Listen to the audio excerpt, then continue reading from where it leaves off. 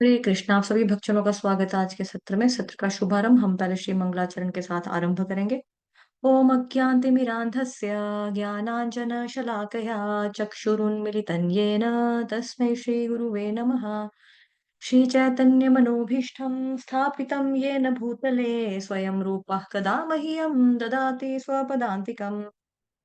वन्देऽहं श्रीगुरुः श्रीयुतपदकमलं श्रीगुरून् वैष्णवांश्च श्रीरूपं साग्रजातं सहगण रघुनाथान्वितं तं सजीवम् साद्वैतं सावधूतं परिजनसहितं कृष्णचैतन्यदेवम् श्रीराधाकृष्णपादान् सहगण ललिता श्रीविशाखान्वितांश्च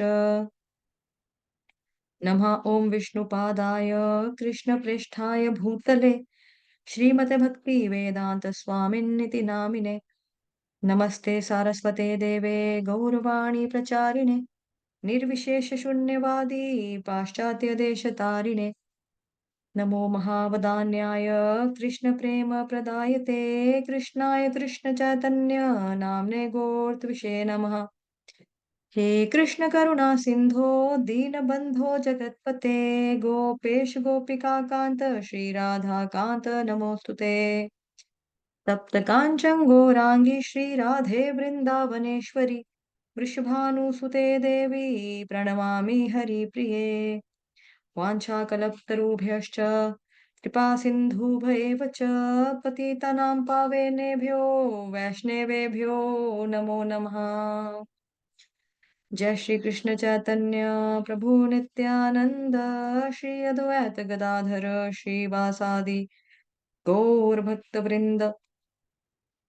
हरे कृष्णा कृष्णा कृष्णा हरे हरे हरे राम राम राम हरे हरे हरे कृष्णा कृष्ण कृष्ण हरे हरे हरे राम राम हरे हरे हरे कृष्णा कृष्ण कृष्ण हरे हरे हरे राम राम हरे हरे। ओम नमो भगवते वासुदेवाय। ओम नमो भगवते वासुदेवाय। ओम नमो भगवते वासुदेवाय। नारायणं नमस्कृत्य नरं चैव नरोत्तमम् देवीं सरस्वतीं व्यासं ततो जयमुदीरयेत्। नाम संकीर्तनं यस्य सर्वपापप्रणाशनं प्रणामो दुःखशमनस्तन्नमामि हरिं परम् तन्नमामि हरिं परम्। नष्टप्रायेष्वभद्रेषु नित्यं भागवत सेवया भगवतयुत्तमश्लोके भक्तिर्भवति नैष्ठिकी। हरे कृष्णा। आप सभी भक्तजनों का स्वागत है आज के सत्र में। आज हम पढ़ेंगे 5वें स्कंद से, जो शीर्षक है भरत महाराज का। भरत महाराज की कथा का श्रवण करेंगे। भौतिक सुख का जंगल। अपने पिता के आदेशानुसार भरत महाराज पृथ्वी पर शासन करने लगे और वे अपनी प्रजा के साथ संतान जैसा व्यवहार करते थे। उन्होंने विश्वरूप की पुत्री पांच जनी से विवाह किया और सुमति, राष्ट्रभृत, सुदर्शन, आवरण और धूम्रकेतु नामक पांच पुत्रों को जन्म दिया। भरत महाराज ने यज्ञों में विभिन्न देवताओं को आहुति अर्पित करके भगवान विष्णु को प्रसन्न किया, क्योंकि वे जानते थे कि समस्त देवगण भगवान के ही अंग हैं। अपने पिता के निर्देशों का अक्षरशः पालन करते हुए भरत महाराज की भक्ति दिन प्रतिदिन प्रगाढ़ होने लगी और उनका हृदय शुद्ध होता गया। भरत महाराज की नीति में 1 करोड़ वर्षों तक भौतिक सुख भोगना लिखा हुआ था, और यद्यपि अभी वे युवावस्था की चरम अवस्था में ही थे कि वह अवधि समाप्त हो गई। उन्होंने निसंकोच अपनी सुंदर पत्नी और राजसी ठाट बाट का परित्याग कर दिया। अपनी संपत्ति को अपने पुत्रों में विभाजित करके भरत महाराज अकेले हरिद्वार के निकट उल्हाश्रम की ओर निकल पड़े। वहां के बगीचे बगीचों से फूल, कोंपले और तुलसी पत्र एकत्रित करते हुए और गंडकी नदी का जल लेते, विभिन्न फलों, कंदमूलों आदि को खाकर भरत महाराज पूरी तरह से संतुष्ट रहते हुए श्री भगवान का भजन करने लगे। उनके चित्त में इंद्रिय भोग की लेश मात्र भी इच्छा नहीं बची थी। निरंतर भगवान की भक्ति में रत रहते हुए उनके हृदय में श्री कृष्ण का प्रेम सतत बढ़ने लगा और अक्सर वह दिव्य उन्माद की अवस्था में उनका चित्र में द्रवित हो जाता। भगवान के प्रति सहज भक्ति के स्तर पर पहुंचकर महाराज भरत के शरीर में दिव्य भाव के लक्षण प्रकट होने लगे, जैसे शरीर पर रोमांच हो जाना, आंखों से अविरल अश्रुधारा बहना और कंठ का गदगद हो जाना।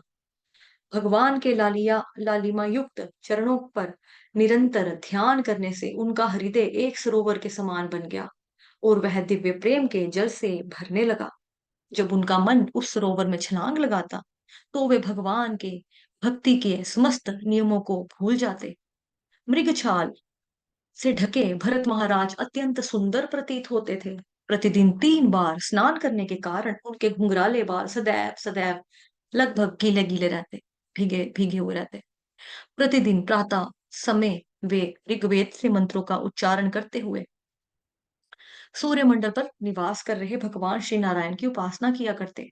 एक दिन जब वे अपने प्रातःकालीन कार्यक्रम से निवृत्त होकर नदी के तट पर बैठे थे और अपने मंत्रों का उच्चारण कर रहे थे, उसी समय एक प्यासी हिरणी वहां आ पहुंची।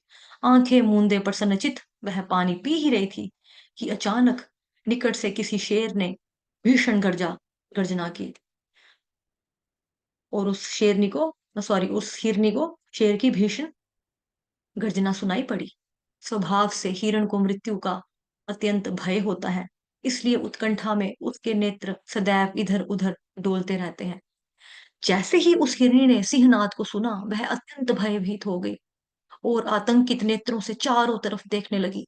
यद्यपि अभी तक उसने पेट भर के पानी भी नहीं पिया था। भय के कारण उसने नदी पार करने के लिए पानी में छलांग लगा दी। वह गर्भवती थी और जैसे ही उसने छलांग लगाई, उसका बच्चा गर्भ से निकलकर पानी में गिर गया। अपने गर्भ पतन से दुखी तथा वह शिशु के विरह में उद्विग्न उस हिरणी ने नदी पार करते ही एक गुफा में प्रवेश किया और वहां पर अपने प्राण त्याग दिए। नदी तट पर बैठे भरत महाराज यह सब देख रहे थे। अत्यंत करुणावश उन्होंने मातृविहीन उस शावक पानी से बाहर निकाला और अपने आश्रम में ले आए।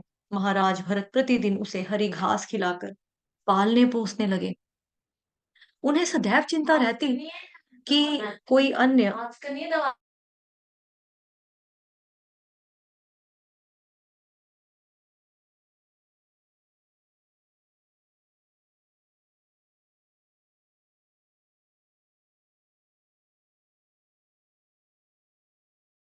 महाराज भरत प्रतिदिन उसे हरी घास खिलाकर पालने पोसने लगे। उन्हें सदैव चिंता रहती कि कहीं कोई वन्य पशु उस पर आक्रमण न कर दे, इसलिए वे सदैव उसकी रक्षा की व्यवस्था करते और इस प्रकार धीरे धीरे उसके प्रति उनके मन में स्नेह उत्पन्न होने लगा। जब उसे खुजली होती तो भरत महाराज स्वयं उसे अपने हाथों से खुजलाते। वे हर समय उसे सुख देने की कोशिश करने लगे और यहाँ तक कि कई बार वे उसे चूम भी लेते थे। उस हिरण से आसक्त होने के फलस्वरूप भरत महाराज भगवान की सेवा की उपेक्षा करने लगे और कुछ ही दिनों में उन्होंने भक्ति मार्ग से नियमों का पालन करना भी बंद कर दिया। अपने आध्यात्मिक जीवन को भूलकर भरत महाराज सोचने लगे, ओह, नीति की इच्छा से इस हिरण की मां मर गई है और अब इसने मेरा आश्रय लिया है। चूंकि यह मेरे अतिरिक्त अन्य किसी को नहीं जानता, इसका पालन पोषण मेरा ही कर्तव्य है। मुझे यह सोचकर कि इसकी सेवा से मेरा स्वयं का कल्याण नष्ट हो रहा है, इसके प्रति द्वेष नहीं रखना चाहिए। यद्यपि इस हिरण के कारण मेरी भक्ति में बहुत बड़ी बाधा उत्पन्न हुई है, परंतु इसकी हर प्रकार से रक्षा करना मेरा परम कर्तव्य बनता है और उसे प्रसन्न रखना भी मेरा कर्तव्य बनता है। अपनी शरण में आए किसी निसहाय व्यक्ति की उपेक्षा करना निश्चित ही बहुत बड़ा पाप है। यहाँ तक कि संसार से वैराग्य लेने वाले सन्यासी भी अन्य जीवों की पीड़ाओं से पीड़ित हो जाते हैं। अपनी शरण में आए हुए व्यक्ति के लिए चाहे हमें स्वयं ही कष्ट क्यों न उठाना पड़े, इसके लिए हमेशा हमें तैयार रहना चाहिए। आसक्ति के कारण भरत उस हिरण के साथ सोते, उसे नहलाते, उसके साथ घूमने जाते और कई बार उसके साथ खाते भी थे। धीरे-धीरे उनका हृदय उस हिरण के प्रति स्नेह की मजबूत रस्सी से बंध गया। भरत महाराज को हर समय चिंता रहती कि कहीं कोई पशु आकर उसे मार ना दे।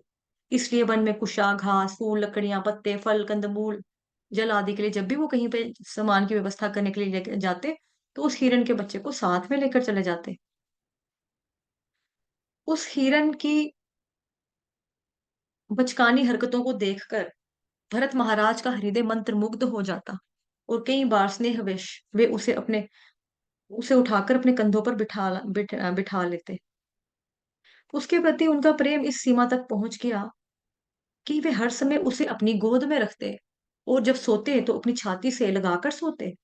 उस नन्हे से पशु के साथ खेलते हुए भरत महाराज अद्वितीय सुख का अनुभव करने लगे। भगवान का भजन करते समय भरत महाराज अक्सर बीच बीच में उठकर देखते कि वो हिरण कहाँ है और क्या कर रहा है। जब वे देखते कि हिरण सुरक्षित खेल रहा है, तब उनका हृदय और मन को राहत पहुंचती और वे पुनः अपना भजन आरंभ करते। इतना ही नहीं, कई बार अत्यंत संतुष्ट होकर वे उस हिरण को आशीर्वाद भी देते, सदैव तुम्हारा कल्याण हो, तुम सदा सुखी रहो। एक दिन सूर्यास्त होने जा रहा था। आश्रम में चारों ओर ढूंढने पर भी भरत महाराज को वह हिरण का बच्चा कहीं दिखाई नहीं पड़ा। उनका चित्त उस कंजूस के समान उद्विग्न हो उठा, जिसे एक बहुत बड़ा खजाना मिल गया था, परंतु वह अब खो गया। भरत महाराज चिंतातुर हो उठे और उसके विरह में शोक करने लगे। ओह, वह दुर्भागा हिरण कहाँ गया? उसने मुझ पर भरपूर विश्वास रखा, परंतु अब ना जाने वो निस्सहाय कहाँ भटक रहा होगा। एक दुष्ट शिकारी के समान मेरा मन अत्यंत क्रूर है और धोखे की प्रवृत्ति से ग्रस्त है।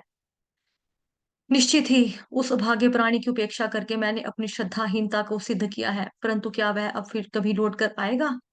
क्या वह मुझ पर फिर से विश्वास कर सकेगा? क्या वह समय फिर आएगा जब मैं उसे पुनः इस बगीचे में हरी घास खाते और विचरण करते हुए देख सकूंगा? हाय, शायद उसे किसी भेड़िए ने या चीते ने खा लिया होगा। पूरी तरह से मोहग्रस्त होकर भरत महाराज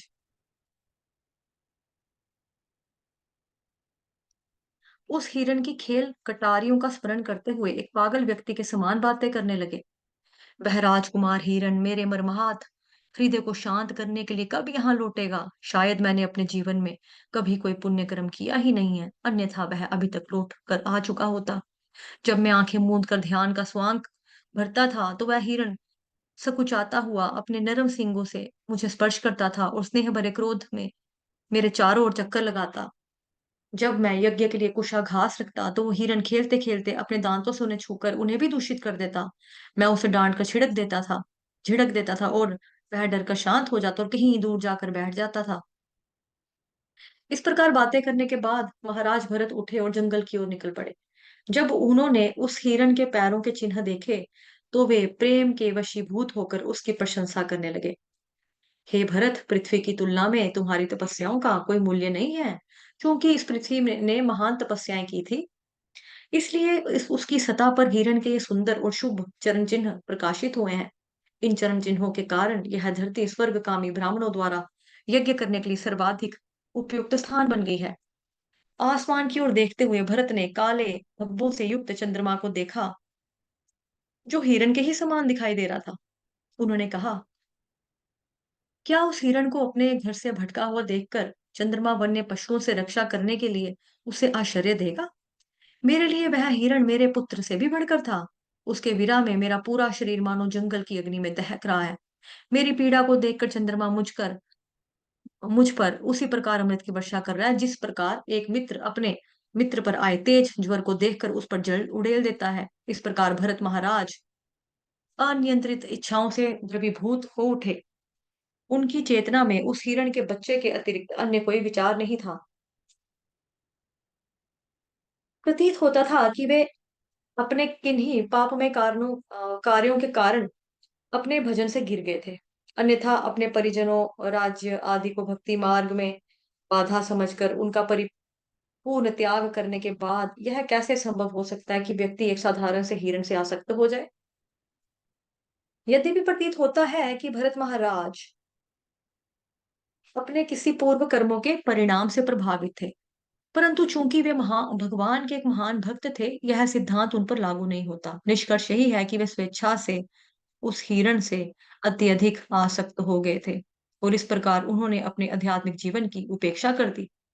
जब भरत महाराज वन में उस हिरण को खोज रहे थे, उस समय उनके समक्ष अदम्य मृत्यु आ खड़ी हुई, मानो एक विषैले सर्प ने किसी चूहे के बिल में प्रवेश किया हो। अंधेरे में पगलाए व्यक्ति के समान भ्रमण करते हुए भरत महाराज एक ऊंची पहाड़ी से नीचे गिर पड़े। अपने प्राण त्यागते समय भरत महाराज को वह हिरण अपने निकट बैठा दिखाई दिया, ठीक उसी प्रकार जैसे एक पुत्र अपने पिता की मृत्यु के समय उसके निकट बैठकर शोक करता है। दैव इच्छा से जब उनके शरीर के प्राण निकल रहे थे, उस समय वे हिरण का स्मरण कर रहे थे। फलस्वरूप अगले जन्म में उन्हें हिरण का शरीर प्राप्त हुआ। इस निम्न जन्म के बावजूद भी उन्हें इस शरीर में एक विशेष सुविधा प्राप्त थी। अपने पूर्व जन्म में दृढ़ भक्ति करने के कारण भरत महाराज को अपने पिछले जन्म की एक भी घटना भूली नहीं थी। भरत महाराज ने जानबूझकर अपने आध्यात्मिक जीवन की उपेक्षा की थी और इसलिए इस जन्म में उन्होंने प्रतिज्ञा ली कि अब वे उस गलती को पुनः नहीं दोहराएंगे। उनके इस दोष को सुधारने के लिए उन्हें कुछ समय के लिए वह हिरण का शरीर दिया गया, जिससे वे भक्ति करने की अपनी इच्छा को पुनः जागृत कर सकें। हिरण के शरीर में रहते हुए भी उन्होंने अपने उन्हें अपने पूर्व जन्मों की समस्त घटनाओं का याद था और इसलिए वे निरंतर पश्चाताप करते रहे। कितना बड़ा दुर्भाग्य है यह! मैं अपने भक्ति पथ से गिर गया। अपनी पत्नी, बच्चों और राज्य का त्याग करने के पश्चात मैंने भक्ति योग का पालन करने के लिए एकांत स्थान चुना, जिससे मैं निर्बाध रूप से भगवान का भजन कर सकूं। परंतु निपट मूर्खतावश मेरा मन पुनः एक हिरण से आसक्त हो गया। यद्यपि भरत महाराज एक हिरण के शरीर में थे, परंतु निरंतर पश्चाताप करने के कारण वे पूरी तरह भौतिक जीवन से अनासक्त थे। कालंजर पर्वत पर अपनी माता को छोड़कर वे पुलस्त्य और पुलह के आश्रम पर लौट आए।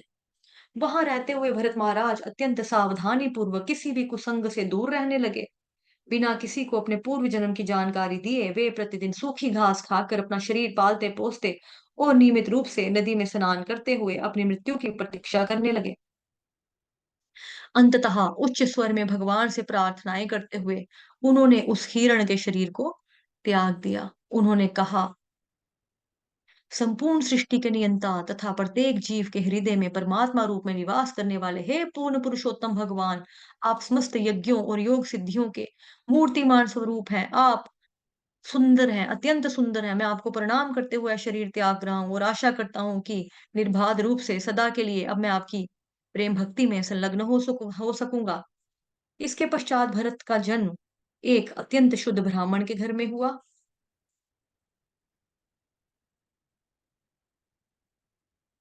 जो अंगिरा मुनि के वंशज थे। वे ब्राह्मण समस्त सद्गुणों से संपन्न थे और उन्होंने वैदिक शास्त्रों का गहन अध्ययन किया हुआ था।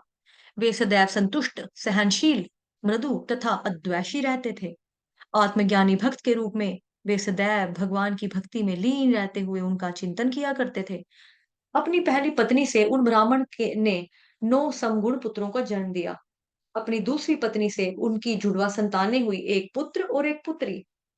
वह पुत्र महान भक्त भरत महाराज ही थे और इस कथा का नाम हुआ जड़ भरत। भगवान की कृपा से जड़ भरत को अपने दोनों पूर्व जन्मों की सही सही स्मृति थी। ब्राह्मण जन्म लेने के पश्चात भी उन्हें हर समय एक भय रहता था कि कहीं वे अभक्त संबंधियों और पड़ोसियों के संग के कारण पुनः पुनः अपने भक्ति पथ से भ्रष्ट ना हो जाएं। इसलिए दूसरों के समक्ष वह सदैव पागलों जैसा अर्थात गूंगे, बहरे, अंधे जैसा व्यवहार करते, जिससे लोग उन पर ध्यान ना देकर उनको अकेला छोड़ दें। परंतु अपने अंतःकरण में जड़ भरत सदैव भगवान के चरण कमलों का चिंतन करते और उनकी महिमाओं का गान करते। केवल स्वयं को कुसंग से बचाने के लिए भारी रूप से वो पागलों के जैसा व्यवहार किया करते थे। जड़ भरत के पिता का उन पर विशेष स्नेह था। यद्यपि उनका यह पुत्र गृहस्थ आश्रम में प्रवेश करने के योग्य नहीं था, परंतु फिर भी उन्होंने जड़ भरत के ब्रह्मचार्य की समाप्ति तक समस्त संस्कारों को संपन्न किया। यद्यपि जड़ भरत के मन में शिक्षा प्राप्त करने की कोई भी इच्छा नहीं थी, उनके पिताजी अपना कर्तव्य मानते हुए उन्हें शिक्षित करने का पूरा प्रयास किया। उनके पिताजी ने जड़ भरत अपने पिता के सम्मुख सदैव एक मूर्ख के जैसा व्यवहार करते, जिससे वे निराश होकर उन्हें शिक्षा देने का प्रयास करना छोड़ दें। जब भी उनके पिताजी उन्हें कुछ समझाने की कोशिश करते, जड़ भरत उसका ठीक विपरीत व्यवहार करते। उदाहरण के लिए, उनके पिताजी ने समझाया, मल मूत्र त्याग कर हाथ धोने चाहिए। जड़ भरत पहले हाथ धोते थे और फिर मल मूत्र त्याग करने जाते। उनके पिताजी ने उन्हें गायत्री मंत्र सिखाने का प्रयास किया, परंतु 4 महीने प्रयत्न करने के पश्चात भी जड़ भरत ने कुछ भी नहीं सीखा और उन्होंने हार कर प्रयास करना ही छोड़ दिए। परंतु फिर भी वे ब्राह्मण अपने पुत्र से इतना अधिक प्रेम करते थे कि वे उसे अपने प्राणों से भी अधिक चाहते थे। अन्यों के समान वे भी अपने परिवार एवं घर से अत्यधिक आसक्त थे और उनकी यही आकांक्षा थी कि जड़ भरत भी अपने अन्य भाइयों की तरह एक बड़ा विद्वान बने। जड़ भरत को वैदिक ज्ञान, स्वच्छता, अग्नि यज्ञ एवं अनुष्ठानों और गुरु की सेवा आदि विषयों की शिक्षा देने में विफल प्रयास करते करते वे ब्राह्मण पूरी तरह भूल गए कि एक दिन उन्होंने अपना यह शरीर त्यागना है। परंतु मृत्यु उन्हें भूली नहीं थी और सही समय पर आकर वे उन्हें ले गई। ब्राह्मण की छोटी पत्नी अपने दोनों बच्चों को बड़ी ही देख-रेख बड़ी बड़ी वाली जो उसकी वाइफ थी ना ब्राह्मण की, बड़ी मतलब जो ब्राह्मण पत्नी थी उसकी देख-रेख में छोड़कर पति के साथ ही चिता में जलकर सती हो गई और इस प्रकार ब्राह्मण के समान गति प्राप्त की।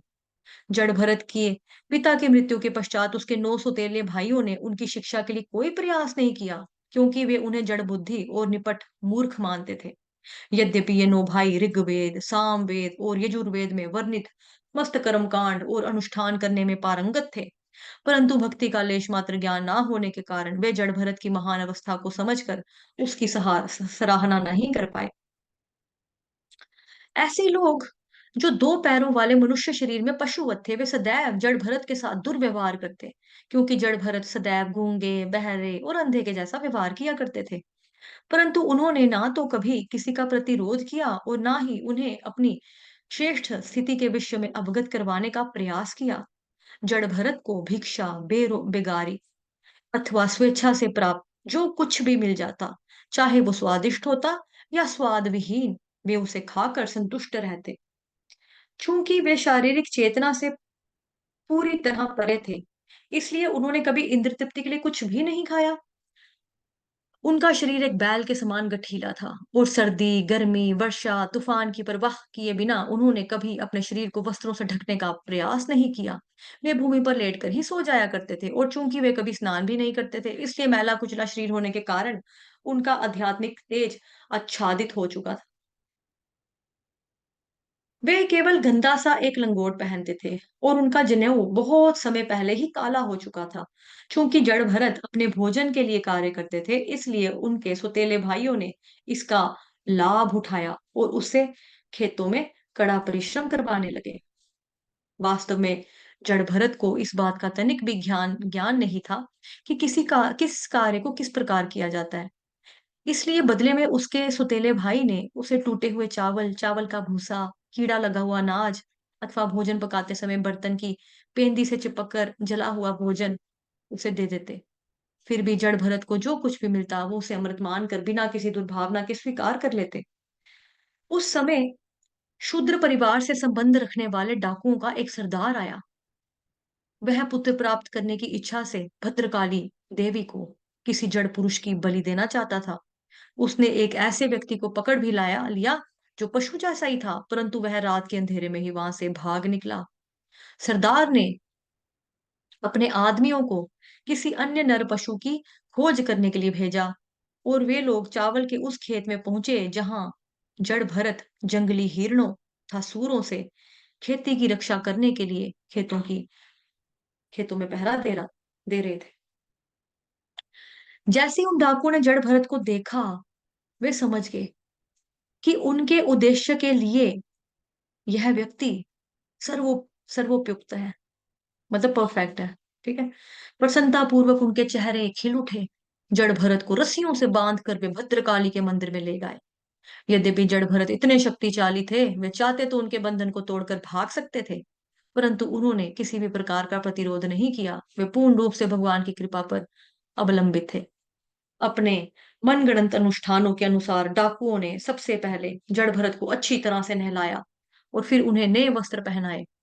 विभि विभिन्न आभूषणों से तथा फूलों की मालाओं से सजाकर उन्होंने उसके शरीर पर एक चंदन का लेप लगाया और भर पेट उनको भोजन खिलाया। तत्पश्चात जड़ भरत को देवी काली की मूर्ति के सामने लाया गया। उस समय धूप, दीप, फूलों, अन्न, नवीन कोंपलों तथा फलों से उनकी पूजा अर्चना की जा रही थी। काली की पूजा करते समय वे डाकू गीत गा रहे थे और ढोल और बिगुल बजा बजा कर उनकी स्तुति कर रहे थे। अंततः जड़ भरत को काली देवी की मूर्ति के सम्मुख बैठा बिठाया गया और डाकुओं के प्रमुख पुरोहित ने भद्रकाली के मंत्रों की शक्ति का आह्वान करते हुए एक अत्यंत तीक्ष्ण तथा भयानक तलवार उठा ली। जड़ भरत के रक्त को सुरा के रूप में भद्रकाली को अर्पित करने के विचार से पुरोहित ने अपनी तलवार को जड़ भरत के सिर से थोड़ा ऊपर उठा लिया। ये डाकू भगवान के एक ऐसे महान आत्मज्ञानी भक्त का वध करने का प्रयास कर रहे थे जो वास्तव में समस्त प्राणियों का हितैषी था। भद्रकाली इसे सहन नहीं कर सकी। अकस्मात मूर्ति का शरीर फट गया और असहनीय तेज प्रकट करती हुई देवी वहां से वहां से बाहर आ निकली। डाकुओं के अपराध से अति कुपित देवी की आंखों से अंगारे बरस रहे थे और वे अपनी नुकीली भयावह दांतों को दर्शा रही थी। इतना ही नहीं, उनके भयानक रूप को देखकर प्रतीत होता था कि वह मानो पूरी सृष्टि का विनाश करने के लिए तैयार है।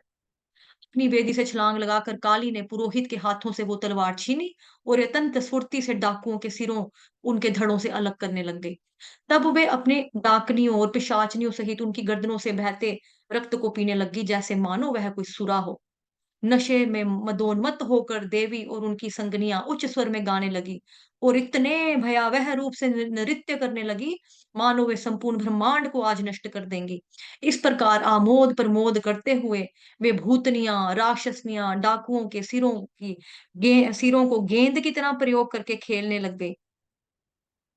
कुछ समय पश्चात सिंधु और सोवीर के राजा कपिला आश्रम की यात्रा पर जा रहे थे। उनका नाम था महाराज रघुगण।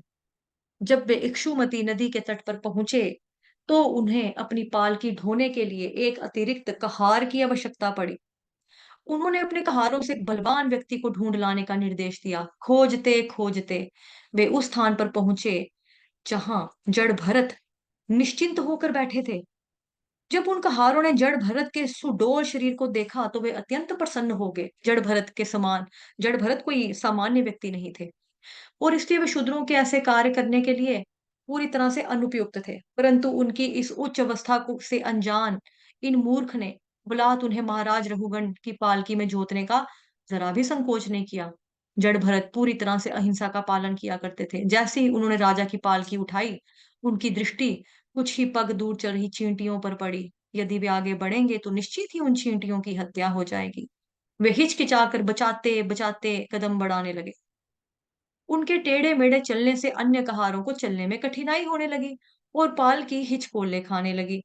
कुछ समय सहन करने के बाद राजा रघुगण की सहन शक्ति समाप्त हो गई। उसने कहारों को चेतावनी देते हुए कहा, तुम लोग ठीक से पालकी क्यों नहीं ढो रहे हो? थोड़ा सावधान हो जाओ, ठीक से उठाओ। यह सुनकर कहार दंड के भय से डर गए। उन्होंने उत्तर दिया, महाराज हम तो पालकी ठीक से उठा रहे हैं, लेकिन ये जो नया नया आदमी अभी आया ना, यह ठीक से पैर नहीं रख रहा है, इसीलिए आपको कष्ट हो रहा है। वे पालकी ढोने वाले लोग शूद्र थे और उनके हृदय में अन्य प्राणियों के प्रति कोई भी दया का स्थान नहीं था। उन्हें पथ पर जा रही चींटियों के प्रति बिल्कुल भी चिंता नहीं थी। जब ऐसे शूद्र लोग जड़ भरत जैसे ब्राह्मण वैष्णव के साथ कार्य करते हैं तो निश्चित ही एक बेमेल स्थिति उत्पन्न हो जाती है। राजा रघुगण समझ गए कि इसमें उनके पुराने कहारों का कोई दोष नहीं है और यह जो नया कहार है जिसके कारण पालकी डोली जा रही है। वे थोड़े क्रोधित हो गए। जड़ भरत का ब्रह्म तेज उसी प्रकार आच्छादित था जिस प्रकार राख से अजनी आच्छादित रहती है। परंतु रजोगुण में होने के कारण राजा रघुगण इसे देख नहीं पाए। उन्होंने कटाक्ष करते हुए कहा, अरे भाई, इतनी दूर से तुम अकेले पालकी ढो रहे हो, इसलिए तुम बहुत थक गए हो। मुझे तो प्रतीत होता है कि वृद्धावस्था तथा दुर्बल शरीर होने के कारण तुम्हें यह कार्य करने में अत्यंत कष्ट हो रहा है। क्या तुम्हारे साथी कहार तुम्हारा साथ सहयोग से नहीं कर रहे हैं? व्यंग्यात्मक व्यंग्यात्मक भर्त्सना सुनने के बाद जड़ भरत तब भी अप्रभावित बने रहे। वे रजोगुणी रहुगुण से विपरीत थे रहुगण से विपरीत थे। चूंकि वे भली भांति जानते थे कि वे भौतिक शरीर से पूरी तरह से परे हैं, इसलिए उनसे इनका कोई लेना देना नहीं है। वे शांत रहे और पहले की समान उन्होंने पालकी को ढोना जारी रखा। जब राजा रघुगण ने देखा कि पालकी पहले के समान ही डोल रही है, तो वो क्रोध भरी आवाज में जड़ भरत पर चिल्लाने लगे, अरे मूर्ख, क्या तुम नहीं जानते मैं तुम्हारा स्वामी हूँ? तुम्हें मेरी आज्ञा का जरा सी भी परवाह नहीं है। मैं तुम्हें उसी प्रकार दंडित करूंगा जिस प्रकार यमराज पापियों को दंडित करते हैं। मैं तुम्हारा ऐसा इलाज कराऊंगा कि तुम्हारी अक्ल ठिकाने आ जाएगी। तुम तब ही तुम ठीक से चलोगे। तमो रजोगुण के प्रभाव से प्रभावित राजा रघुगण शारीरिक चेतना में गहरे डूबे हुए थे। वे स्वयं को एक विशेष प्रांत का राजा मान रहे थे। यद्यपि स्वयं अपनी दृष्टि में वे बहुत बड़े विद्वान थे, परंतु उन्हें जड़ भरत जैसे महान भक्त वैष्णव की उन्नत स्थिति का जरा सा भी ज्ञान नहीं था। अज्ञानतावश वे कठोर शब्दों में उसका अपमान कर रहे थे। दूसरी ओर जड़ भरत मुस्कुराने लगे और उन्होंने राजा से कहा, हे राजन, आपने व्यंग्य में जो कहा है वास्तव में वह पूरी तरह से सत्य है। यह सत्य है कि मैं पालकी ढोने में परिश्रम नहीं कर रहा हूँ, क्योंकि पालकी तो शरीर उठा रहा है, मैं तो नहीं उठा रहा। मैं तो शरीर से पूरी तरह से परे हूँ। आपने कहा कि मैं हष्ट पुष्ट सुडौल नहीं हूँ, और निश्चित ही ऐसे वचन उस व्यक्ति के मुख से शोभा देते हैं जिसे शरीर और आत्मा के बीच का भेद का ज्ञान नहीं होता।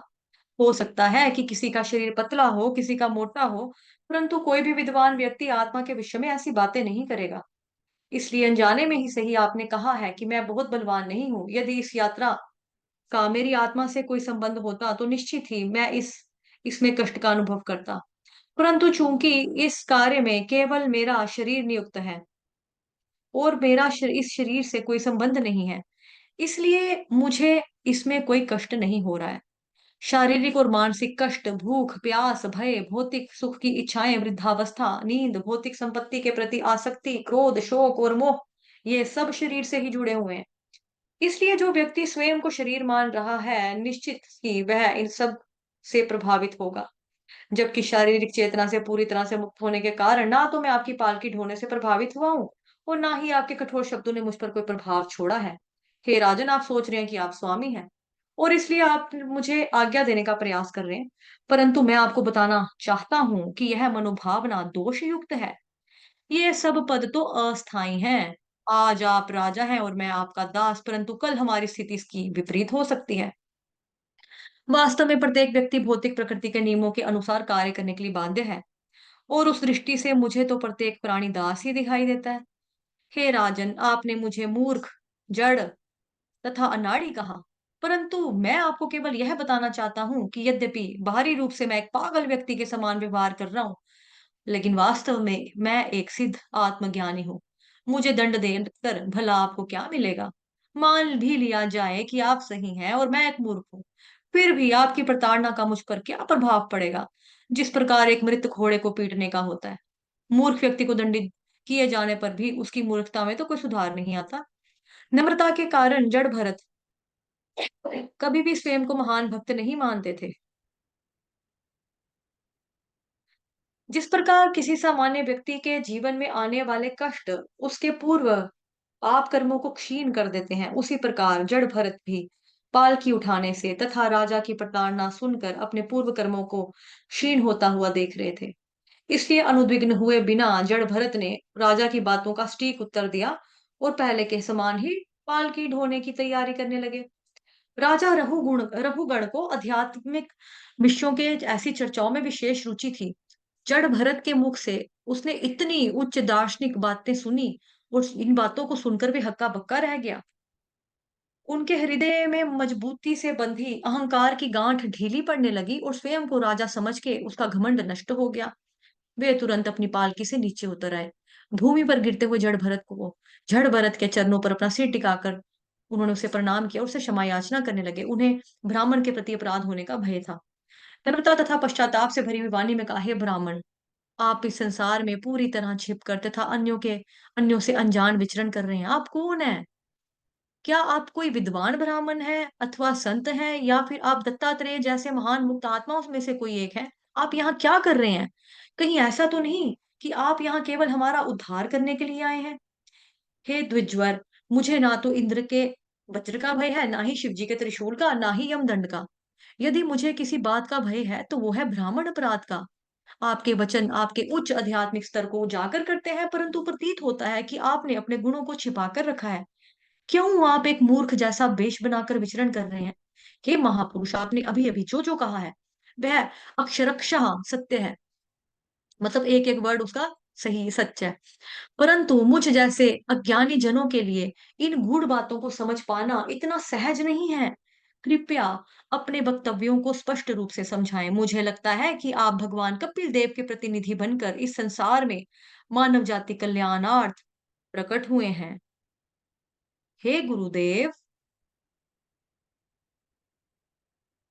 कृपया मुझे बताइए कि इस संसार में सर्वाधिक सुरक्षित आश्रय क्या है। मेरे विचार में आप हम सब की परीक्षा लेने के लिए आए हैं कि हम में से कौन मनुष्य है और कौन नहीं। संसारिक जीवन से अत्यधिक आसक्त होने के कारण मैं आध्यात्मिक दृष्टि से नेत्रहीन हो चुका हूँ और आपसे याचना करता हूँ कि मुझे दिव्य ज्ञान प्रदान करके मेरे अज्ञान को नष्ट कीजिए और कृपया मुझे वह मार्ग बताइए जिससे मैं आध्यात्मिक पथ पर प्रगति कर सकूं। राजा रघुगण ने अपनी शंकाओं को व्यक्त करते हुए कहा, आपने कहा है कि आप परिश्रम से नहीं थके हैं। निस्संदेह आत्मा शरीर से पूरी तरह से परे है, परंतु फिर भी जब शरीर सुख दुख और थकान का अनुभव करता है तो प्रतीत होता है कि आत्मा भी उससे प्रभावित हो रही है। यदि अग्नि पर रखे बर्तन में चावल और दूध डाला जाए तो बर्तन के गर्म होने के बाद धीरे धीरे चावल और दूध भी गर्म होने लगते हैं। इसी प्रकार प्रतीत होता है कि शरीर द्वारा अनुभव की जाने वाली भौतिक परिस्थितियां मन और आत्मा को भी प्रभावित करती हैं। मेरी धारणा है कि इस कारणवश आत्मा को पूरी तरह भौतिक परिस्थितियों से परे नहीं माना जा सकता। यद्यपि यह भौतिक संसार सर्वोच्च वास्तविकता नहीं है, परंतु यह बद्धजीव को अत्यंत गहराई से प्रभावित अवश्य करती है।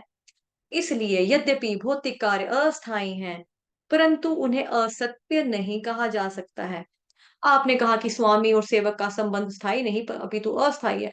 परंतु जब व्यक्ति एक राजा का पद स्वीकार करता है तो उसका यह कर्तव्य है कि वह प्रजा पर प्रशासन करे और अनाज्ञाकारियों को उचित दंड दे। इस प्रकार उन्हें दंडित करके राजा प्रजा को राज्य के कानून और वैदिक शास्त्रों के नियमों का पालन करने की शिक्षा देता है। आपने कहा कि मूर्ख अथवा जड़ बुद्धि व्यक्ति को दंड देने का कोई फायदा नहीं है, परंतु जिस प्रकार व्यक्ति अपने धर्म का पालन करने से अपने पूर्व पाप कर्मों से मुक्त हो जाता है, उसी प्रकार यदि किसी व्यक्ति को बलपूर्वक किसी कार्य में संलग्न किया जाता है, तो उसे भी उसका लाभ प्राप्त होता है।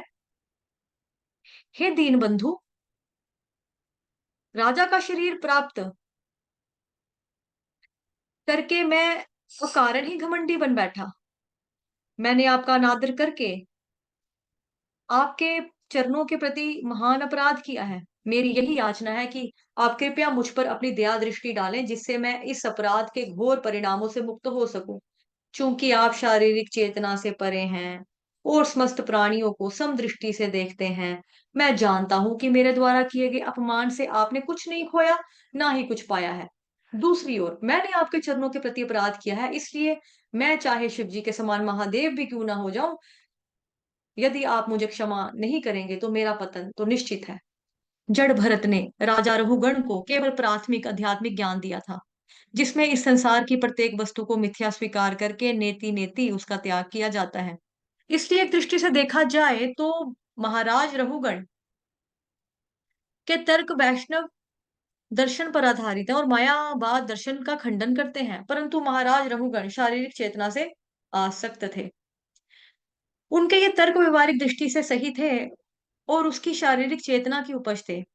जब तक व्यक्ति स्वयं को शरीर मानता है, तब तक उसी प्रकार का सुख और दुख का अनुभव करता है और जिस प्रकार किसी वाहन का मालिक उस वाहन पर खरोंच आने पर अपने हृदय पर खरोंच अनुभव करता है।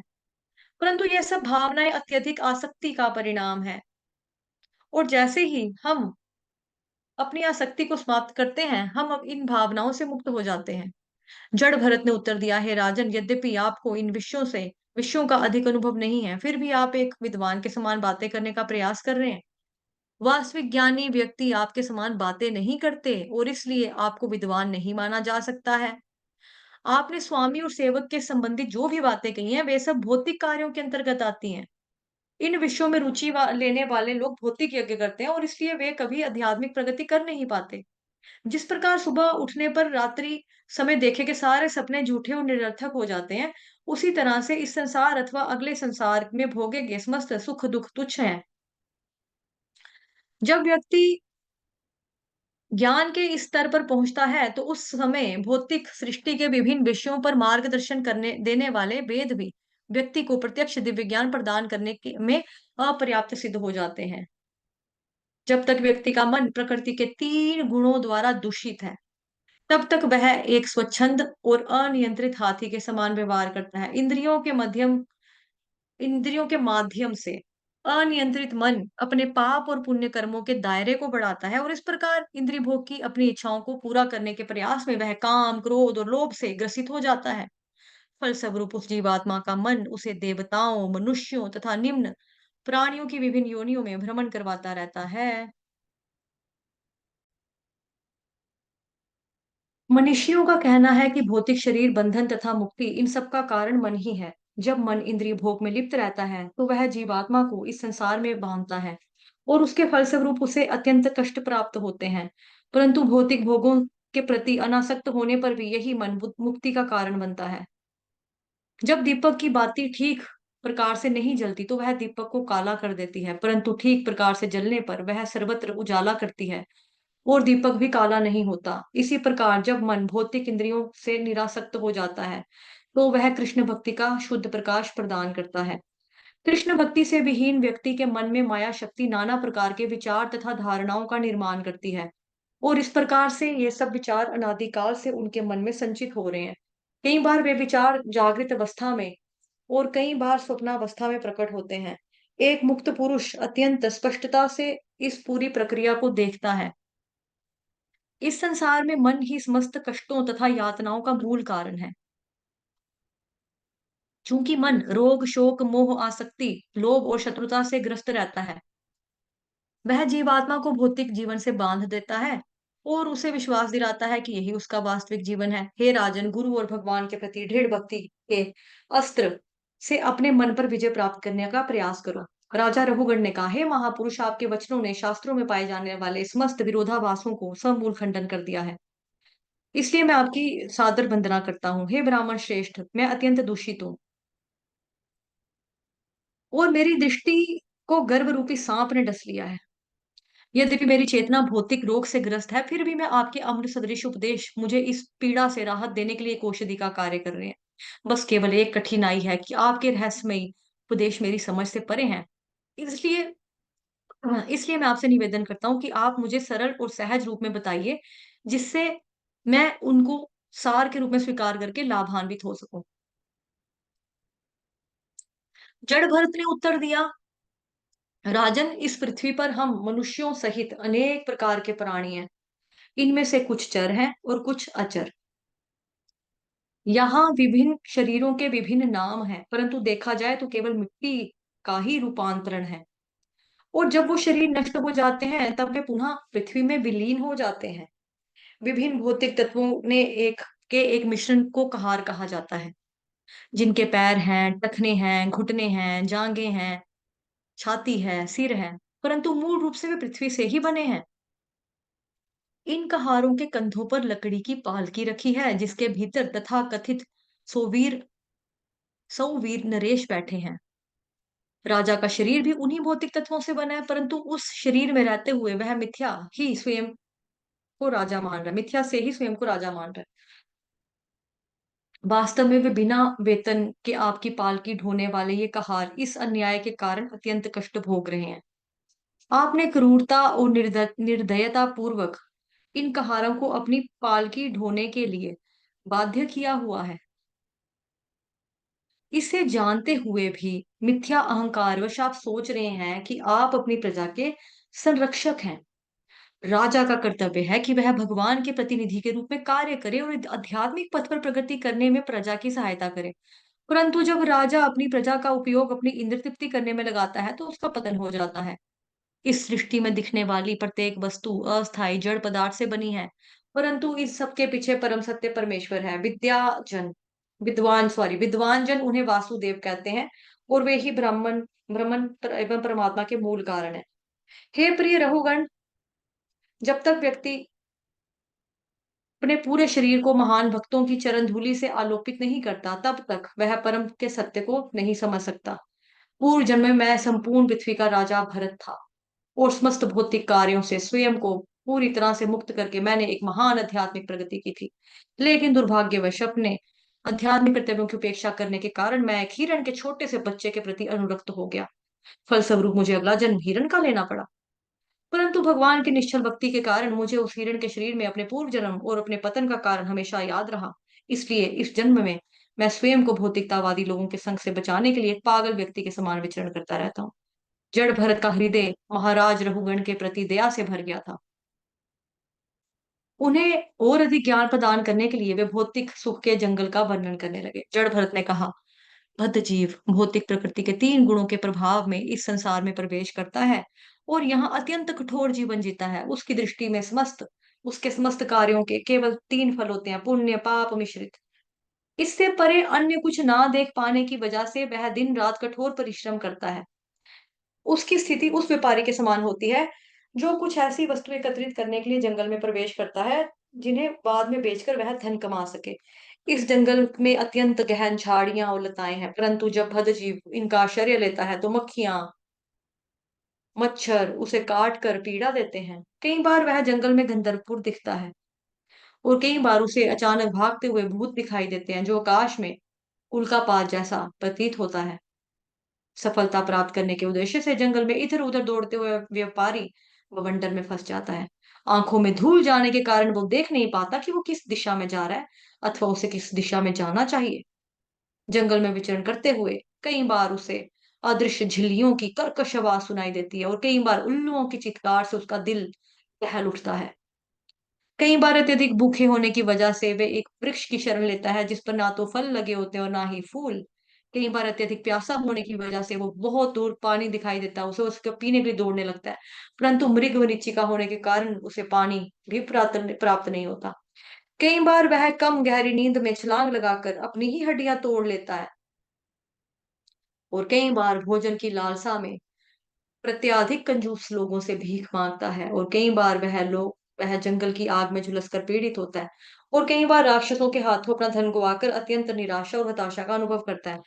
कई बार वह अपने परिवार और संपत्ति के सुख के साथ सुखपूर्वक रहने के सपने देखते हुए जंगल की गंधर्वपुर की कल्पना करता है, परंतु वह काल्पनिक सुख उसे केवल क्षणिक राहत ही दे पाता है। कई बार व्यापारी ऊंची पहाड़ियों और पर्वतों पर चढ़ने का प्रयास करता है, परंतु अच्छे जूते ना होने की वजह से उसके पैरों में कंकड़ और कांटे चुभ जाते हैं। इस प्रकार वह गहन वेदना का अनुभव करता है।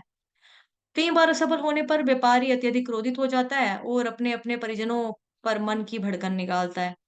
कई बार उसे अजगर निकल जाता है, कई बार विषैले सर्पों द्वारा डसे जाने के बाद वह अचेत अवस्था में वन पथ पर पड़ा रहता है। अंधा होने के कारण वह जंगल में विचरण कई बार जल विहीन गहरे कुओं में गिर जाता है। कई बार व्यापारी वन वृक्षों पर बने मधुमक्खियों के छत्तों पर शहद बटोरने का प्रयास करता है और शहद के स्थान पर मधुमक्खियां उस पर आक्रमण करके उसको केवल पीड़ा ही देती हैं।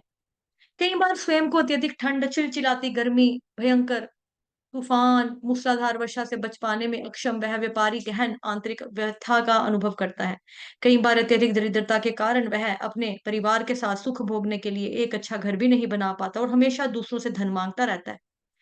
जब तक उसे कोई भीख नहीं देता तब वह धन उधार ले लेता है और कर्जा ना चुका पाने की वजह से वो चोरी करने लगता है। चोरी करते समय पकड़े जाने पर उसका अपमान होता है और उसकी पिटाई होती है और इस प्रकार वह एक के बाद एक दुखों के गर्त में गिरता जाता है। धन से संबंधी लेन-देन के कारण उसके पारस्परिक संबंधों में तनाव आ जाता है और उसके अपने लोग ही उसके शत्रु बन जाते हैं। जंगल में एक दिन वह अपने प्रिय माता-पिता को खो बैठता है तथा कुछ समय में अपने नवजात शिशुओं से आसक्त हो जाता है। इस प्रकार वह भौतिक प्रगति के पथ पर आगे बढ़ता रहता है और मृत्यु पर्यंत यह नहीं समझ पाता कि इस जंगल से कैसे बाहर निकला जाए। कई बार वह व्यापारी उन लताओं के झुंड में बैठे पक्षियों की चहचहाहट सुनने के लिए उनके नीचे जाता है। शेर की दहाड़ से भयभीत होकर वह बगुलों, सारस और गिद्धों से मित्रता करता है। उनसे धोखा खाने पर वह भक्तों का संग करने लगता है, परंतु उनके निर्देशों का पालन करने में असमर्थ होकर वह मैथुन और नशे का इंद्रिय भोग करने के लिए पुनः बंदरों के संग में पहुंच जाता है। अपने ही समान अन्य भोगियों के चेहरे को देखते हुए वह अपनी स्मृति खो बैठता है और धीरे-धीरे इस प्रकार वो मृत्यु के नजदीक आने लगता है। इंद्रिय भोग के वशीभूत होकर वह बंदरों के समान एक शाखा से दूसरी शाखा पर छलांग लगाता रहता है और गधे के समान अपनी पत्नी की दुर्गतियां सहन करता है। कई बार वह पर्वतों की गुफा में गिरता है और वहां रहने वाले हाथियों से भयभीत हो जाता है। वहां वह वृक्ष की शाखाओं में फंसे बंदर जैसे फंस जाता है। और जैसे तैसे यदि वह स्वयं को उस जटिल परिस्थिति से मुक्त कराने में सफल हो भी जाता है, तो पुनः मैथुन सुख से भरे हुए जीवन को स्वीकार कर लेता है। भौतिक आसक्ति का यही स्वभाव है। इस प्रकार भगवान की माया शक्ति के चंगुल में जकड़ा वह व्यापारी भौतिक सृष्टि के इस जंगल में भटकता रहता है, और मृत्यु के अंतिम क्षण तक वह अपने सच्चे स्वार्थ को जान नहीं पाता। अंत में जड़ भरत ने कहा, महाराज रघुगण, आप भी माया शक्ति का शिकार बने हुए हैं, क्योंकि आप इसी भौतिक इंद्रिय भोग के मार्ग पर चल रहे हैं। मैं आपको परामर्श दूंगा कि आप अपने राजसी पद को त्याग दें और भगवान की भक्ति से पैनी हुई ज्ञान की तलवार से इंद्रिय विषयों की आसक्ति को दृढ़ता पूर्वक काट दें। इस प्रकार आप मोह माया की मजबूत गांठ को काट पाएंगे और अज्ञानता के सागर को पार कर सकेंगे। महाराज रघुगण ने कहा, इसमें कोई आश्चर्य नहीं है कि केवल आपके चरण कमलों की धूलि को शरीर पर धारण करने से व्यक्ति तत्क्षण शुद्ध बुद्धि का शुद्ध भक्ति का स्तर प्राप्त कर सकता है। आपके मात्र क्षणिक संग से ही मैं समस्त संदेहों, मिथ्या अहंकार और कुविवेक से मुक्त हो गया हूँ। ये सब भौतिक बंधन की जड़ है। शुद्ध भक्तों द्वारा प्रस्तुत किए गए तर्क इतने विश्वसनीय होते हैं कि मंद बुद्धि शिष्य भी तुरंत आध्यात्मिक ज्ञान प्राप्त कर लेता है। मैं आपके चरणों में सादर वंदना करता हूँ। निश्चित ही जड़ भरत के मन में महाराज रघुगन द्वारा अपमानित होने के कारण असंतोष की कुछ लहरें उठाई थी, परंतु वो एक महान वैष्णव थे। उनका हृदय अत्यंत कोमल था और दूसरों के प्रति करुणा से भरा हुआ था। इसलिए उन्होंने शांत रहते हुए राजा को दिव्य ज्ञान प्रदान किया। रघुगन द्वारा क्षमा याचना किए जाने पर जड़ भरत उन्हें क्षमा कर देते हैं और अपने अनादर को भूल जाते हैं। राजा को आशीर्वाद देकर वे पूर्ववत पृथ्वी पर एक मूर्ख की भांति विचरने लगते हैं। महाराज परीक्षित ने कहा, सुखदेव गोस्वामी जी, आपने जंगल में विचरे व्यापारी का दृष्टांत सुनाकर अत्यंत सुंदरता से बद्धजीव की स्थिति का वर्णन किया है। यद्यपि बुद्धिमान व्यक्ति सरलता से इसके पीछे छिपी शिक्षाओं को समझ जाएगा, परंतु सामान्य लोगों के लिए इस रहस्यमय दृष्टांत की गुत्थी को सुलझाना थोड़ा कठिन है। इसलिए मैं आपसे निवेदन करता हूँ कि कृपया इससे थोड़ा स्पष्ट समझाइए। सुखदेव गोस्वामी ने उत्तर दिया, वह व्यापारी सदैव धन कमाने के बारे में सोचता रहता है। कई बार वह जंगल से कुछ सस्ती वस्तुएं लाकर उन्हें शहर से अच्छे दामों पर बेचकर धन कमाने के लिए जंगल जाता है। इसी प्रकार बदजीव निज लाभ के लिए लोभ में इस भौतिक संसार में प्रवेश करता है, जिसका निर्माण भगवान विष्णु की माया शक्ति ने किया है। फलस्वरूप वह धीरे धीरे इसमें इतना नीचे गिर जाता है कि बाहर आने का मार्ग नहीं ढूंढ पाता। स्वतंत्र और भ्रमित जीवन जीते हुए वह विभिन्न प्रकार के शरीर प्राप्त करता है और एक के बाद एक, कभी कम तो कभी अधिक सुख दुख भोगता रहता है। व्यापारी द्वारा कमाए गए धन का उपयोग कृष्ण भावनामृत के प्रचार प्रसार में होना चाहिए, परंतु अनियंत्रित मन तथा इंद्रियों के कारण वह अपना धन निरर्थक वस्तुओं को देखने, सूंघने, चखने, छूने, सुनने में गवा देता है। यद्यपि उसके परिजन तथा उसकी पत्नी बच्चे ही होते हैं, परंतु वास्तव में भाग, लोमड़ी, भेड़ियों के समान होते हैं, जो उस व्यापारी के हृदय में प्रवेश करके अपनी इंद्रियों को संतुष्ट रखने के लिए उसकी संपत्ति को लूटते रहते हैं। प्रतिवर्ष किसान खेत जोतता है और वहां से सारी खर पतवार को निकालकर फेंक देता है, परंतु फिर भी उस खर पतवार के बीज खेत में रहते हैं और अगले वर्ष वे पुनः फसल के साथ अंकुरित हो जाते हैं। इसी प्रकार जब तक हमारे हृदय में पारिवारिक सुख भोगने का बीज भस्म नहीं हो जाता, तब तक वह पुनः पुनः अंकुरित होता रहेगा। कपूर के पात्र से कपूर निकालकर उसे अच्छी तरह धोने पर भी कपूर में उसकी खुशबू बनी रहती है। जब तक व्यक्ति की इच्छाएं पूरी तरह से भगवान की सेवा में नियोजित नहीं हो जाती, तब तक उसके हृदय में पारिवारिक जीवन जीने की इच्छा बनी रहेगी। कई बार इस्कॉन में भक्त भावुकतावश वैरागी जीवन स्वीकार कर लेते हैं, परंतु चूंकि उनकी इच्छाएं पूरी तरह से भस्मीभूत नहीं हो पाती, कुछ समय पश्चात वे अपनी ख्याति और सम्मान की परवाह ना करते हुए पुनः पारिवारिक जीवन के खतरों को गले लगा लेते हैं। कोई पढ़ना चाहता है तो हैंड रेस करो। कौन पढ़ेगा? जंगल में बावड़ी से पढ़ना है। हरे कृष्णा। जी माता जी, पढ़ लो पढ़ो, सीता माता जी पढ़ना, पढ़ो। हाँ जी, जी माँ। पढ़ लो माता जी। जंगल में बावड़ी का आश्रय लेना गृहस्थ जीवन का आश्रय लेने के समान है, और वहां उसे काटने वाली मक्खियां, मच्छर तथा अन्य कीड़े उन निशालु लोगों के समान है जिनका गृहस्थ जीवन में अपरिहार्य रूप से व्यक्ति को सामना करना पड़ता है। झिल्लियों की ककर्ष आवाज तथा उल्लुओं की चित्कार की तुलना पीठ पीछे निंदा करने वाले द्वेषियों से की गई है। अज्ञानतावश बद्ध जीव स्वयं को कामुक जीवन में संलग्न कर सकता है, और गंधर्व नगर आकाश नगरी के समान अस्थायी होते हुए भी इस भौतिक संसार को स्थायी मान बैठता है। गंधर्वपुर में वह खाता है, पीता है और मैथुन करता है, और इस प्रकार इंद्र विषयों के पीछे उसी प्रकार दौड़ता रहता है जिस प्रकार मरुभूमि में हिरण मरीचिका के पीछे दौड़ता है। जिस व्यक्ति का मन रजोगुण से आवेशित है, वह अवैध मैथुन, जुए, मांसाहार तथा नशे के लिए लालायित रहता है। परिणाम स्वरूप वह सोने के रंग से, जिसका रंग पीले मल जैसा होता है, बहुत आकर्षित हो जाता है, क्योंकि सोने की सहायता से वह अपने समस्त कामनाओं को पूरा कर सकता है। वह पागलों की तरह सोने के पीछे उसी प्रकार दौड़ता है जिस प्रकार ठंड से पीड़ित व्यक्ति दलदली भूमि से आते प्रकाश को आग समझकर उसकी ओर दौड़ता है।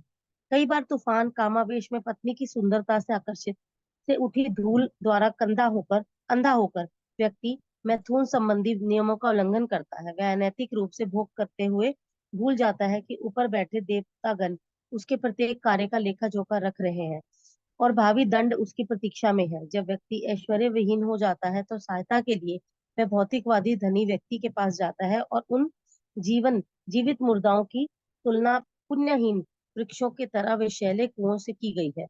कई प्रकार कई बार अपने कार्यों के बारंबार विफल होने के पश्चात बद्ध जीव समझने लगता है कि इस संसार में इंद्रिय भोग निरर्थक है, परंतु शारीरिक चेतना में गहराई में डूबे होने के कारण वह ज्ञान के इन बातों को शीघ्र ही भूल जाता है और उसी प्रकार फिर से भौतिक सुख के पीछे दौड़ने लगता है, जिस प्रकार मरुभूमि में पशु मृग मरीचिका के पीछे दौड़ते हैं।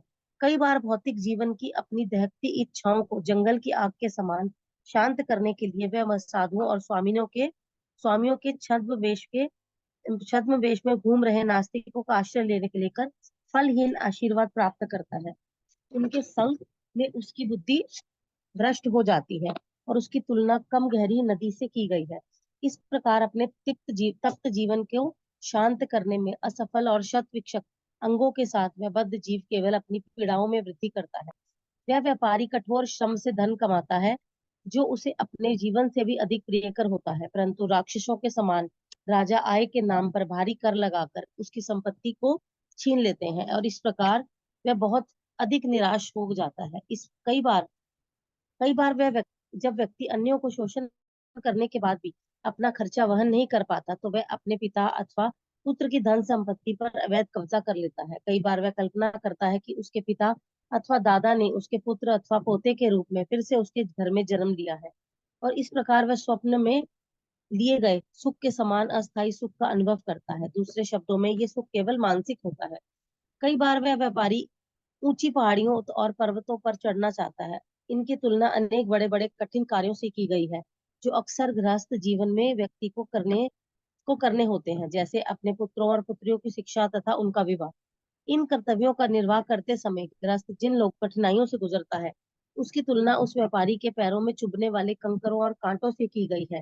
उस गृहस्थ द्वारा अपने परिवार की रात दिन सेवा करने के पश्चात भी उसके परिवार वाले संतुष्ट नहीं होते। कई बार अपने परिवार से अत्यंत आसक्त व्यक्ति समुचित रूप से उनका पालन पोषण नहीं कर पाता और निराशावश वह अकारण ही अपनी पत्नी एवं बच्चों को डांटता फटकारता है, क्योंकि उनका मन अपनी विफलताओं के कारण उद्विग्न रहता है। वे अपने से छोटों पर अपनी भड़ास निकालकर अपने मन को शांत करता है। हे राजन, नींद अजगर के समान है। भौतिक जीवन रूपी जंगल में भटकने वाले लोग सदैव नींद रूपी इस अजगर द्वारा निगले जाते हैं। मृत शरीर के समान वह बद्ध जीव ये नहीं समझ पाते कि उनका जीवन उन्हें कहां से कहां तक ले जा रहा है। कई बार व्यक्ति शत्रुओं के चंगुल में फंसकर अपनी प्रतिष्ठित पद से गिर जाता है। इसकी तुलना सांपों तथा अन्य प्राणियों से डसने की गई है। भारी चिंता में वह व्यक्ति रात के समय ठीक से नहीं सो पाता और दुखी होने के कारण धीरे धीरे उसकी विवेक बुद्धि नष्ट हो जाती है। उसकी अवस्था उस नेत्रहीन व्यक्ति जैसी हो जाती है जो अज्ञानतावश अंधे कुएं में गिर पड़ा है। कई बार बद्ध जीव तुच्छ महत्वपूर्ण सुख भोगने के लिए चरित्रहीन स्त्री की खोज करता है।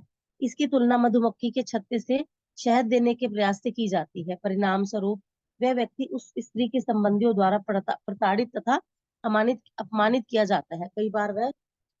कई बार बहुत धन खर्च करके वह भोग करने के लिए किसी दूसरी स्त्री को लेकर आता है, परंतु उस स्त्री को उसके दूसरे जार ले जाते हैं। स्त्रियों के संग का शिकार होने के कारण अंततः वह कमाने के लिए सब कुछ करने को तैयार हो जाता है। वह भीख मांगता है, उधार लेता है, आवश्यकता पड़ने पर चोरी करने से भी नहीं हिचकिचाता। इस प्रकार पाप कर्मों में संलग्न होने होकर वह इस जीवन तथा अगले जीवन में अपने कष्टों को मार्ग प्रशस्त करता है, क्योंकि इस संसार में कोई भी व्यक्ति पूरी ईमानदारी के साथ नहीं रह सकता। धन के लेन देन में लोगों के पारस्परिक संबंधों में मनमुटाव होना अपरिहार्य है। बड़े पैमानों पर जब विभिन्न राष्ट्र पारस्परिक आर्थिक संबंध स्थापित करते हैं, उस समय भी एक दूसरे को शोषण करने का प्रयास करते हैं। परिणाम होता है कि शत्रुता और युद्ध। कई बार बद्ध जीव मूर्तिमती माया अपनी पत्नी तथा अन्य स्त्री से आकर्षित हो जाता है, और इस प्रकार वह स्त्री की लताओं जैसे भुजाओं के आलिंगन में लिपटने के लिए आतुर हो उठता है। लताओं के झुंड में पक्षियों की मधुर चहचहाट पत्नी की मीठी बोली जैसी है, जिसे सुनने के लिए वह सदैव ललायित रहता है। मैथुन द्वारा माता पिता संतान उत्पन्न करते हैं। जब वह बच्चे बड़े हो जाते हैं तो उसी विधि द्वारा वह भी संतान उत्पन्न करते हैं। इस प्रकार पीढ़ी दर पीढ़ी लोग वही चलता पारिवारिक जीवन जीते हुए मैथुन तथा धन के कारण नाना कठिनाइयों का सामना करते हैं, परंतु वह कभी भी ये विचार नहीं करते कि इन सबसे मुक्त होने का क्या मार्ग है। बड़े बड़े राजनेता तथा सामाजिक नेता मानते हैं कि उनका देश और उनकी भूमि उनकी निज संपत्ति है। इस इस प्रकार वह युद्ध में लड़ते झगड़ते हुए मृत्यु को प्राप्त होते हैं, परंतु अपने सबसे निकटतम शत्रु अनियंत्रित मन और इंद्रियां, इन्हें ना जीतने का कारण वे ऐसे बड़े बड़े लोग कभी भी आत्म साक्षात्कार के मार्ग को स्वीकार नहीं करते। मृत्यु की तुलना जंगल में शेर की धाड़ से की जाती है।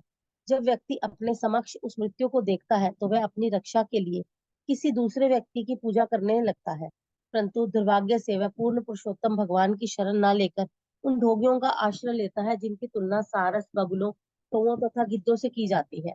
कई बार ऐसे ढोंगी गुरुओं तथा अवतारों द्वारा धोखे दिए जाने पर व्यक्ति खरे भक्तों के संग में आने का प्रयास करता है, और वह ऐसे उसे शास्त्रों के आधार पर भगवान की सेवा तथा पूजा करना सिखाते हैं, परंतु दुर्भाग्यवश वह मूर्ख गुरु द्वारा दिए गए उन निर्देशों का ठीक से पालन नहीं कर पाता, और फिर से बंदरों जैसे उन शूद्रों के संग में लौट आता है, जो नाना प्रकार से मैथुन सुख भोगने में बहुत पटु होते हैं। बंदरों के जीवन में मैथुन एक महत्वपूर्ण कार्य है। इस प्रकार मनुष्यों को निश्चित ही बंदरों का वंशज कहा जा सकता है। जिस प्रकार बंदर एक वृक्ष से दूसरे पर छलांग लगाता है, उसी प्रकार बद्ध जीव एक शरीर से दूसरे शरीर में छलांग लगाता रहता है। जिस प्रकार शिकारी बंदर को अपने जाल में फंसा लेता है, उसी प्रकार बद्ध जीव मैथुन के क्षणिक सुख के जाल में फंसकर गृहस्थ जीवन में बंदी बन जाता है। अति अति मैथुन के कारण वे अनेक लाइलाज रोगों से ग्रस्त हो जाता है, जिनकी तुलना किसी पर्वत की गुफा में प्रवेश करने से की गई है। उस समय वह मृत्यु से भयभीत हो जाता है और उस गुफा में रहने वाले हाथी के समान है। यद्यपि भौतिक भोग के इस जंगल में लोग स्वभावतः एक दूसरे से ईर्ष्या करते हैं। कई बार अपनी इच्छाओं की पूर्ति के लिए वे विवाह करते हैं, परंतु क्योंकि ये भौतिक संसार कष्टों से भरा हुआ है, इस जंगली मार्ग पर का यात्रा करते हुए कोई भी व्यक्ति सुखी नहीं हो सकता। जो व्यक्ति आत्मज्ञानी होते हैं, वह अपनी भयानक, भयावह, खतरनाक तथा दुखद स्थिति से बाहर निकलने के लिए भगवान का आश्रय लेते हैं। वह जानते हैं कि उसके अतिरिक्त उनके पास अन्य कोई मार्ग नहीं है। पूर्व काल में अनेक ऐसे राजा हुए जो विभिन्न यज्ञ संपन्न करने तथा राज्यों को जीतने में बहुत दक्ष थे, परंतु क्योंकि वह मैं शरीर हूँ और ये मैं संपत्ति मेरी है, इस भावना से मुक्त नहीं थे, अतुलनीय शक्ति होने पर भी वे भगवान के प्रति प्रेम तथा उनकी सेवा प्राप्त करने से वंचित रह जाते थे। वे अन्य राजाओं के शत्रु बनकर सदैव उनके साथ युद्ध में संलग्न रहते थे। जीवन के सच्चे ध्येय को प्राप्त किए बिना ही युद्ध भूमि में मर जाते।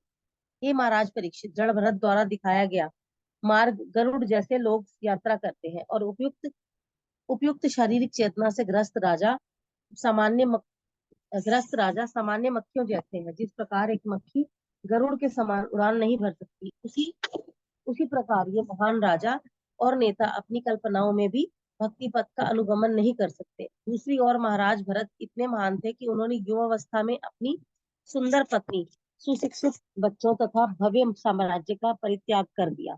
यद्यपि इन सबका त्याग करना अत्यंत कठिन है, क्योंकि भरत महाराज भगवान की सेवा से अत्यधिक आसक्त थे। उन्होंने उसी प्रकार इन सबका त्याग कर दिया, जिस प्रकार व्यक्ति मल त्याग करने के पश्चात उसको उसकी और देखता तक नहीं। हरे कृष्ण माता ji. Hare Krishna. Thank you so much माता जी। धन्यवाद आपका। हर ग्रेस सीता आराधना देवी दासी माता की जय। बहुत अच्छा पढ़ा। हरि बोल माता जी। माता जी के लिए हरि बोल। हरे कृष्णा।